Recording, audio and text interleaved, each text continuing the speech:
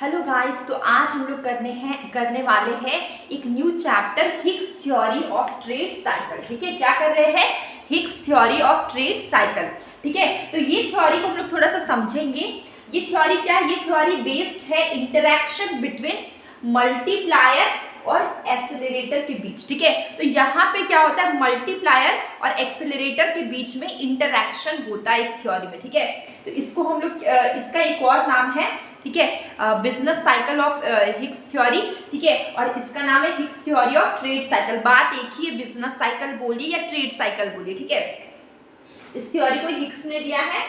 ठीक है, तो ये जो थ्योरी है, यहाँ पे क्या होता है? एक्सेलरेटर और मल्टीप्लायर दोनों के बीच में इंटरैक्शन होता है। ठीक है, आप देख सकते हैं जो मल्टीप्लायर होता है, मल्टीप्लायर वो change in income due to change in investment. ठीक है, ये मल्टीप्लायर का फॉर्मूला है, change in income due to change, मतलब कि कितना चेंज आया इनकम में, ठीक है, इन्वेस्टमेंट के कारण। ठीक है, due to change in investment कितना कितना चेंज आएगा। तो how much our income change, how much our income change due to change in investment. ये आपका क्या है? मल्टीप्लायर है। जहां पे देखिए, आप देख सकते हैं ये क्या है? Delta Y delta I. ठीक है, अब अगर हम बात करें एक्सेलरेटर की, तो ये क्या है? हाउ मच आवर इन्वेस्टमेंट, कितना हमारा इन्वेस्टमेंट चेंज हुआ due to change in consumption. ठीक है, कितना इन्वेस्टमेंट चेंज हुआ due to change in consumption, ये आपका क्या? एक्सेलरेटर है। ठीक है, अब हम लोग देखते हैं यहाँ पे क्या होता है। मेनली आपका जो मल्टीप्लायर है और एक्सेलरेटर है, दोनों के बीच में इंटरैक्शन होगा। तो इस थ्योरी को हम लोग थोड़ा इसके अजम्पशंस भी देख लेते हैं। तो अजम्पशंस देखिए, मल्टीप्लायर, फर्स्ट अजम्पशन, यहाँ पे कुछ अजम्पशंस मैंने लिखे हैं। जो मल्टीप्लायर का वैल्यू है वो क्या होगा? कांस्टेंट होगा through out the trade cycle.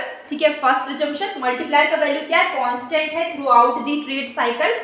Economy can not expand, economy can not expand, expand नहीं कर सकते beyond it's full employment level. ठीक है, economy can not expand, expand नहीं कर सकते beyond it's full employment level.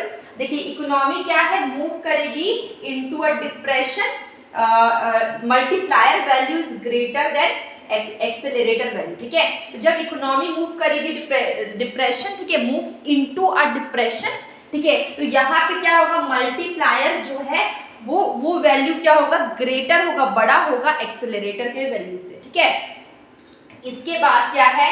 जो प्रोडक्शन कैपेसिटी है वो क्या होगी? यहाँ पे फुल्ली यूटिलाइज्ड होगी। ठीक है, जो प्रोडक्शन कैपेसिटी वो फुल्ली यूटिलाइज्ड होगी, अच्छे से यूटिलाइजेशन हो जाएगा। अब हम लोग इसका डायग्राम देखेंगे, तो आप देख सकते हैं डायग्राम में कि ये जो सी ये क्या? Upper limit of economic growth, मतलब इस यहाँ से ऊपर ये P1 P2 इससे ऊपर इकोनॉमिक ग्रोथ नहीं होगा। और आप देख सकते हैं ये L वाला, ये L क्या है? Lower limit of trade cycle, मतलब इससे ज्यादा आपका जो ट्रेड साइकिल है या ग्रोथ उससे नीचे नहीं जाएगा। ठीक है, उससे नीचे ट्रेड साइकिल नहीं जाएगा।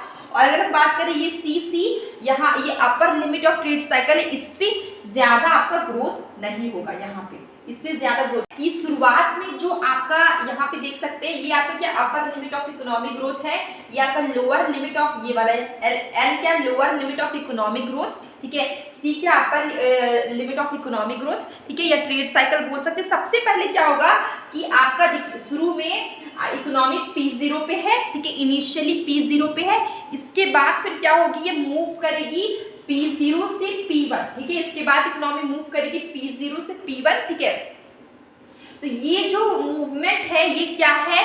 इसको हम लोग क्या बोलते हैं? इसको हम लोग बोलते हैं एक्सपेंशन होगा इकोनॉमी का। ठीक है, ये देखिए, सबसे पहले P0 में थी, P0 से P1 मूव की, तो ये क्या हुआ? एक्सपेंशन हुआ इकोनॉमी का। ठीक है, ग्रोथ हुआ, इकोनॉमिक ग्रोथ हुआ। इसके बाद देखिए, ये जो P1 P2 है, यहाँ पे ये इसका लिमिट है, इससे ज्यादा ग्रोथ नहीं होगा। ठीक है, ये P1 P2 है, ये यहाँ इससे ऊपर इससे ज्यादा ग्रोथ नहीं होगा, क्योंकि सी क्या? हमारा upper limit of economic growth है। ठीक है, इसके बाद जब इंटरैक्शन होगा, ठीक है, किसके बीच में? मल्टीप्लायर और एक्सेलरेटर के बीच में इंटरैक्शन होगा। ठीक है, मल्टीप्लायर और एक्सेलरेटर के बीच में इंटरैक्शन होगा, तो ये मूव करेगा P2 से Q1। कहाँ मूव करेगा, P2 से Q1 मूव करेगा, ठीक है। तो इससे क्या होगा, मूव हुआ तो इससे क्या हुआ, जो इंड्यूस इन्वेस्टमेंट है, ठीक है, जो इंड्यूस इन्वेस्टमेंट होगा वो क्या हो जाएगा, डिक्रीज हो जाएगा, जो प्रॉफिट है वो भी डिक्रीज हो जाएगा, जो फैक्टर कॉस्ट है वो भी डिक्रीज हो जाएगा, ठीक है। तो देखिए इंड्यूस इन्वेस्टमेंट डिक्रीज हो गया, उसके बाद प्रॉफिट डिक्रीज हो गया, फैक्टर कॉस्ट डिक्रीज हो गया। अब ये जो फैक्टर कॉस्ट डिक्रीज हुआ है ये क्यों डिक्रीज हुआ, इसका रीजन क्या है, क्योंकि बहुत सारे इन्वेस्टर हैं कंटिन्यूअसली इन्वेस्ट करने लग गए, बहुत सारे इन्वेस्टर लगातार इन्वेस्ट करने लग गए। इससे क्या हो गया, जो डिमांड है फैक्टर कॉस्ट का वो बढ़ गया, ठीक है, डिमांड फैक्टर कॉस्ट का बढ़ गया और सप्लाई क्या है, लिमिटेड है। तो जब डिमांड बढ़ जाएगा और सप्लाई लिमिटेड होगा तो प्राइसेस क्या होंगे, बढ़ जाएंगे, प्राइसेस क्या हो गया, बढ़ गया। तो इससे क्या होगा, प्रॉफिट फॉल हो गया, इन्वेस्टमेंट फॉल हो गया, इन्वेस्टमेंट प्रॉफिट फॉलो हो गया, इन्वेस्टमेंट फॉलो हो गया। तो बहुत सारे लोग वहाँ पे क्या होंगे कि बहुत सारे लोगों की इनकम चली गई, एम्प्लॉयमेंट चली गई, तो कंजम्पशन भी घट, जब इनकम ही नहीं है तो लोग कंजम्पशन क्या करें, तो कंजम्पशन भी घटने लगेगा। तो इससे क्या होगा, इकोनॉमी हमारा बहुत डाउन चला जाएगा, बहुत नीचे चला जाएगा, ठीक है। इसके बाद क्या होगी कि देखिए ये P2 से Q1 आया, ठीक है, ये आपका यहाँ Q1 से Q2 यानी इससे नीचे इकोनॉमी नीचे नहीं जाएगी, ये lower limit of economic growth है, इससे नीचे इकोनॉमी नहीं जाएगी। इसके बाद गवर्नमेंट क्या करेंगे, इसके बाद पैसे लगाने लगेंगे, ऑटोनोमस इन्वेस्टमेंट करने लगेंगे, तो वापस से इकोनॉमी क्या होने लगेगी, वापस से इकोनॉमी देखिए ग्रो होने लगेगी या रिकवरी करने लगेगी, जो वो नीचे गई वो वापस से रिकवर होने लगेगी। यहाँ आप देख सकते हैं वापस से Q2 से Q3 वापस से रिकवर होने लगेगी, ठीक है। तो पहले आप देख पाए शुरू में क्या था, इकोनॉमी ग्रो की, इनिशियली P0 में थी, फिर वो ग्रो की, फिर ये इसका अपर लिमिट है इकोनॉमिक ग्रोथ का, इससे ज़्यादा ग्रोथ नहीं कर सकती है।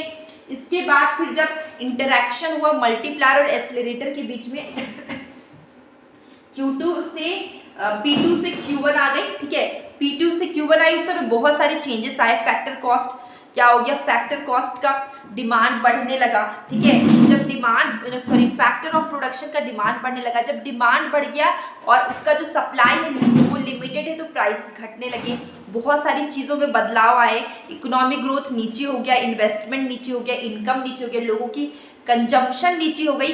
इसके बाद फिर गवर्नमेंट ने अपनी तरफ से एक स्टेप लिया, ऑटोनोमस इन्वेस्टमेंट करने लगे, तो उससे क्या हो गया, फिर से इकोनॉमी रिकवरी करने लगी। तो देखिए ये नीचे गई, यहाँ Q1 Q2, इससे ज़्यादा वो नीचे नहीं जाएगी, ये इसका लिमिट है, lower limit of economy limit है, इससे ज़्यादा वो डाउन नहीं जाएगी। उसके बाद फिर वापस से जब गवर्नमेंट इन्वेस्टमेंट करने लगी तो ये हमारा वापस से ऊपर चल गया, Q2 से Q3, मतलब वापस से लोग रिकवर करने लगे, इकोनॉमी रिकवर करने लगी, ठीक है।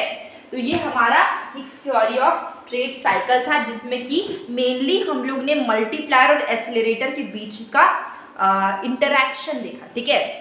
तो एक छोटा सा चैप्टर था, आपको कैसा लगा आप ज़रूर बताएं। अब लोग मिलेंगे कल एक न्यू वीडियो में, और डेली मैं शॉर्ट वीडियो में क्वेश्चंस पूछती हूँ, आप उसका आंसर ज़रूर करें। और पिछले 2 दिनों से मैंने डिफरेंशिएशन के क्वेश्चंस डाले हैं, तो आप मैथ अगर करते हैं, क्योंकि नेट इकोनॉमिक्स के लिए में भी मैथमेटिकल इकोनॉमिक्स होता है, जिसमें कि हम लोग डिफरेंशिएशन, इंटीग्रेशन, ये सारे क्वेश्चंस आपके एग्जाम में आते हैं। तो मैंने छोटा वाला क्वेश्चन रील वीडियो में किया, आप उससे भी ज़रूर करें। अब लोग मिलेंगे कल एक न्यू वीडियो में।